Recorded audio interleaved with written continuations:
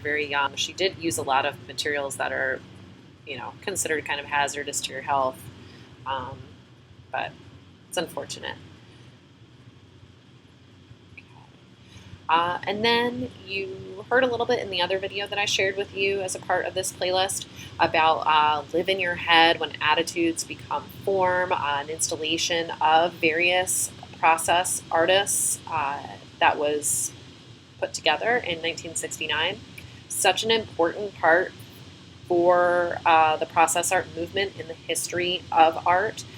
So much so that in 2013 they remade the exhibit in a different space. So I think it's interesting and important to understand the role that exhibits have in shaping art history and how important an exhibit plays in kind of a movement's place in art history. Anna Opperman. So her work is interesting because it's ensembles of found materials and collections of all sorts of different media, even including words or phrases that she takes from passing conversation. And so she takes all of these recorded things and all of this kind of ephemeral material from her everyday life and arranges them in these installations, which she calls ensembles.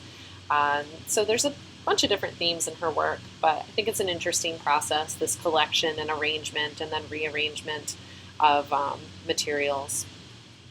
Bernard Fries, you can almost get a sense of his process right when you look at his work, and so he paints according to predetermined structures, allowing for each work to emerge through the implementation of a set of rules. So you can almost get a sense of what those rules are when you look at his work.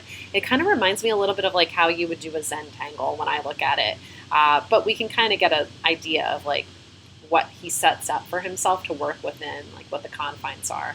And so his work references minimalism. You can kind of see some similarities there. The third and final wave of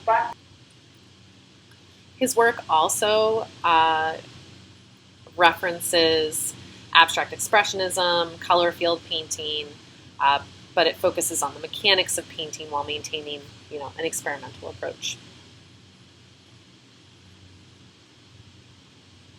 Richard Serra. Okay, so Richard Serra started out as a process-based artist, making sculptures out of non-traditional materials, including fiberglass and rubber. One of his processes was to hurl molten lead in large splashes against the wall of a studio or exhibit space.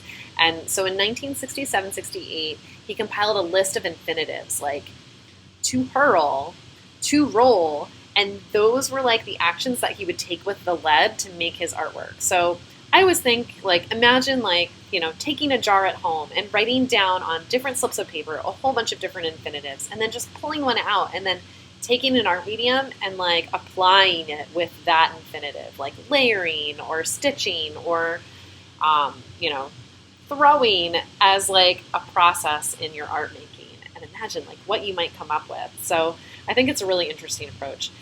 His work that he's more known for now is these large sculptures that you see in the slides, and they are very much about the viewer's participation and walking around the sculptures, and they're meant to be very physically engaging and interactive.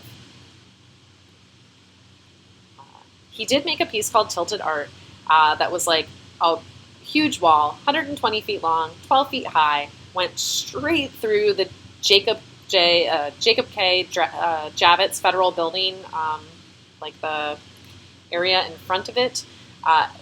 They used to have performances there and concerts, and people used to walk, through there to get, to and from places. But the sculpture was made to really make people interact with it, and so it cut the space completely in half. And so the public was not happy about the sculpture. There were a lot of complaints anyway. They said it was ugly, that it attracted graffiti, and it prevented the plaza from being used for performances and concerts, and so it was removed. Richard Serra was furious. He stated that they were destroying his art, and infringing on his First Amendment rights by censoring his artwork. So questions rose in regards to the public's rights and the artist's responsibility towards public art. So I'd be interested to hear what you think about this. If you feel like, it's an infringement of his his expression, or, if you feel that he should have honored the public a little bit more in the design of his sculpture. I'd be curious to know.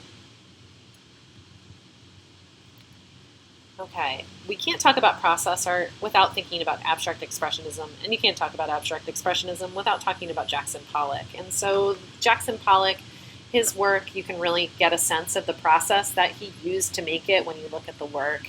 And so he's, a process artist, and abstract expressionism, especially the approach that he took, is very much process-based.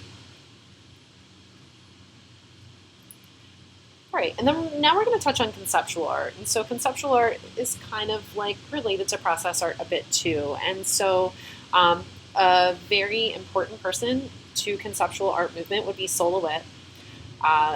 LeWitt stressed the idea behind his work over its execution. And so his work is actually he sells ideas that, and like instructions or diagrams on how to make his work, and that is like the art that he's selling. And so it is very much like he's selling the concept, and that is his art. And when you get it, then you follow these instructions or diagram, and you execute the art in the space. And so his work, it's very deceptively simple geometric structures, and architecturally scaled wall drawings, like these large wall drawings.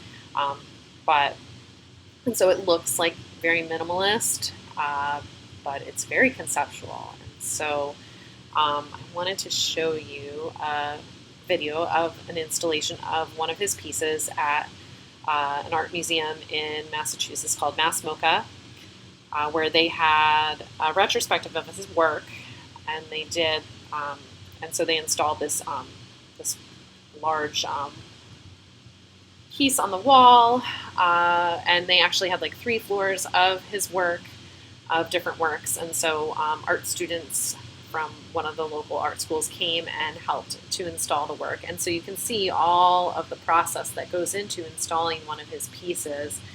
And again, like when you get a Sol LeWitt, it's like a set of instructions, and maybe like a diagram, maybe a piece of acetate with a diagram on it that you would put on an overhead projector, like the old school ones, and project on the wall to help you execute the piece. So it's really interesting how that works.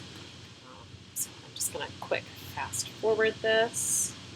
I can, maybe I can't, so you can kind of see all the different steps and then the end product, or get a sense of what the end product would look like.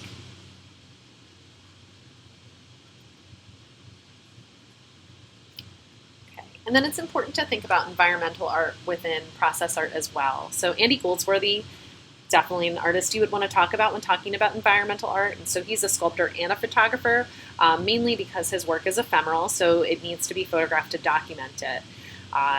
His works are typically made out of natural materials that he manipulates by hand or with his teeth, and sometimes machines. And so photographing the work is the only way to preserve it because it's constantly exposed to the elements. So I saw a piece like at one of the National Gallery in DC like years ago, and it was like outside on like a veranda. So even though it was like part of the museum show, it was exhibited outside to kind of maintain that consistency in the nature of his work. And so photography is really important to documenting it. There's a really great documentary of his work called Rivers and Tides. This is I'm going to show you in a minute a excerpt from that.